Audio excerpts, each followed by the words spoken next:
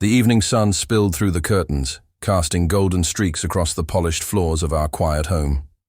My father stood by the grill outside, laughing heartily at something Rayan had said. Rayan, his best friend, his closest confidant, since their university days.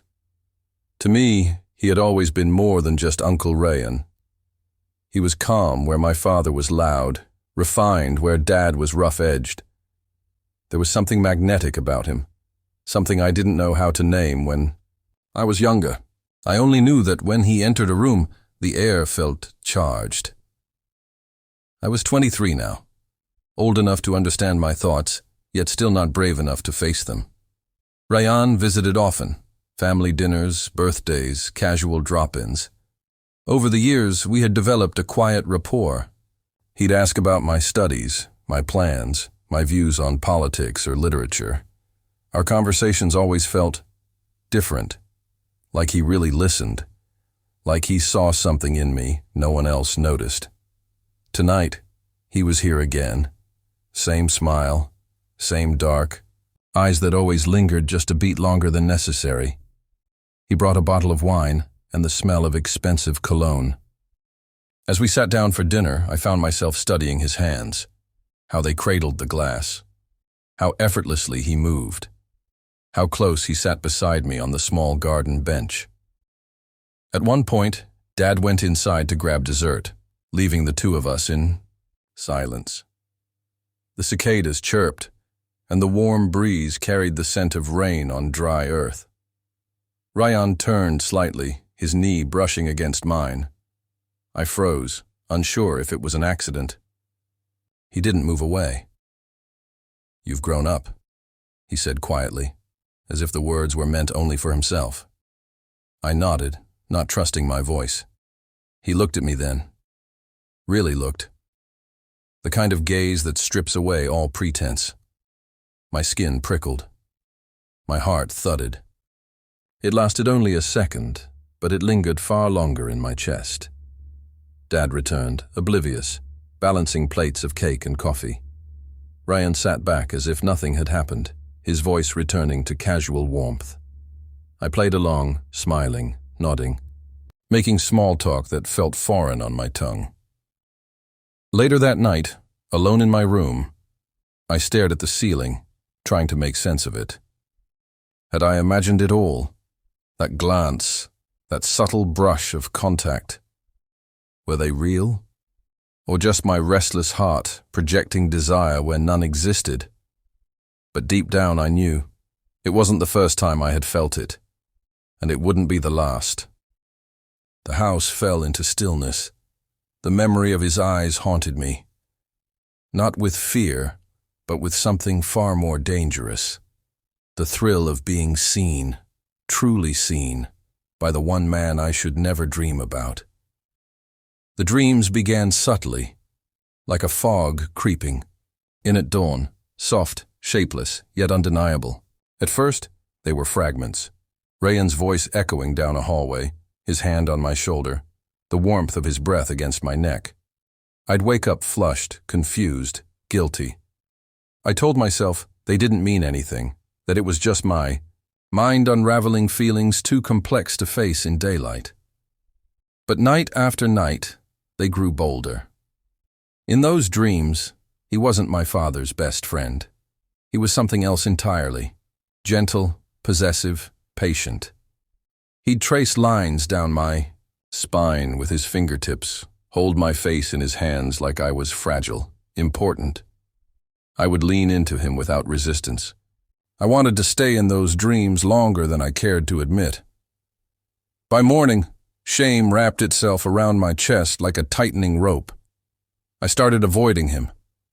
When Dad invited him over, I made excuses, assignments, errands, fatigue. When we crossed paths, I kept my head down, offered polite smiles, and disappeared quickly. It felt childish, but I didn't know how else to protect myself from the way my body reacted, the way my thoughts spiraled after even the briefest encounter. Still, the universe had its own cruel sense of timing. It was a Thursday when the storm hit. Wind screamed through the trees and rain lashed against the windows with an unrelenting fury. Dad had been called to an emergency overnight meeting, something about a broken server at work. I was alone, nursing a book I wasn't reading when the doorbell rang. Rayan stood there, soaked to the bone, rain sliding down his jawline. His coat clung to him, hair damp, eyes searching mine. "Your dad said the roads were flooding. I thought I'd check on you." I hesitated only a second, before stepping aside to let him in. He peeled off his wet jacket, his shirt damp underneath, and my throat went dry. I turned away quickly, cursing the heat in my face. We sat in the living room, listening to thunder roll in the distance. The power flickered once, then held. Conversation was sparse.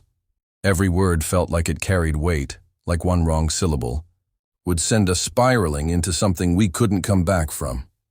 He reached over suddenly, lightly brushing a strand of hair from my forehead. A simple, almost paternal gesture, but it sent a bolt of electricity through me. His hand lingered for half a second too long. Our eyes met. Neither of us moved. Then he withdrew, clearing his throat. "You've always been special," he murmured, almost too softly to hear. I didn't respond. Couldn't. That night, sleep never came. Only the echo of his touch and the undeniable truth that no matter how wrong it was, I didn't want it to stop. The days that followed were thick with silence. I avoided looking at him whenever he came by, but his presence still filled the room like a shadow stretching across the walls. My father remained blissfully unaware, still cracking jokes with Rayan, still asking him to stay for dinner or help with fixing the porch light. And Rayan, he acted as though nothing had changed, as though his fingers hadn't grazed my skin and left my thoughts in disarray. But I couldn't go back to pretending. Not after the storm. Not after the way he'd looked at me like he was holding something back with every breath. The invitation came a week later. A weekend trip, my father's idea. Just the three of us, like old times. The cabin in the hills, surrounded by pine trees and silence. I wanted to say no. Every instinct screamed for distance. But one look at my father's face, hopeful and excited, and I couldn't bring myself to refuse. We arrived late Friday evening. The air was crisp, the stars piercing the dark sky like diamonds scattered on velvet. The cabin smelled of wood and memory. There was only one shared living area, 2 small bedrooms. My father, exhausted from the drive, went to bed early. Rayan stayed up, sitting by the fireplace with a cup of tea in his hand. I tried to read, but the words blurred. My chest ached with confusion, want, and guilt. I could feel his gaze on me, quiet, steady. "Are you going to keep pretending nothing's changed?" he asked finally, voice low. I set the book down. "What do you want me to say?" "That you feel it too." I didn't answer. The silence said enough. He set his cup aside, walked to the window. "I've known you since you were a boy," he said almost to himself. "But you're not a boy anymore, and I'm not blind." I stood up, heart racing. "Then why haven't you done anything?" He turned. His eyes were tired, honest. "Because I care. Because your father trusts me. Because I don't want to ruin you." The words landed like stones in my stomach. I crossed the room before I could stop myself. "You already have." His breath caught. For a moment, it felt like we were suspended in time, a single movement away from shattering everything. He reached out, slowly, touched my face with trembling fingers. I leaned in, just barely, and felt the warmth of his skin against mine. But then he stepped back. "We can't," he whispered. I nodded, but it didn't stop the ache. The damage was already done. Nothing had happened, not really. But the betrayal was there, living beneath our skin. That night, in the silence of the cabin, I lay awake knowing we'd crossed a line with no return. Not in action, but in emotion. And sometimes that's far worse. The morning air was brittle, the kind that sinks into your lungs and refuses to leave. My father was already out chopping firewood, his laughter echoing in the distance. Inside the cabin, the warmth from the night's fire still lingered, but it couldn't chase away the chill between Rayanne and me. He moved through the kitchen like a ghost, silent, deliberate. I watched from the doorway, unsure of how to be near him without trembling. The memory of his fingers on my face clung to me like smoke. We hadn't spoken since that moment, yet everything had changed. Every glance now was a negotiation between desire and regret. "You should talk to your father," he said suddenly, not looking at me. "About what?" I asked, voice tight. He finally met my gaze. "About boundaries. About growing up. About understanding what love isn't." It stung. Not because he was wrong, but because he was right in all the ways I didn't want him to be. "You're not just his friend to me," I said quietly. "And that's the problem." His voice was low, almost broken. "You see me through a lens I never meant to step into." I didn't ask to feel this way. I didn't either. The silence stretched, heavy with everything left unsaid. There was a part of me that wanted to scream at him, to demand why he hadn't pulled away sooner, why he let it grow, why he ever touched me at all. But deep down, I already knew.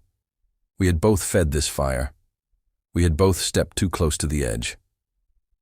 Later that day, we drove home in strained silence.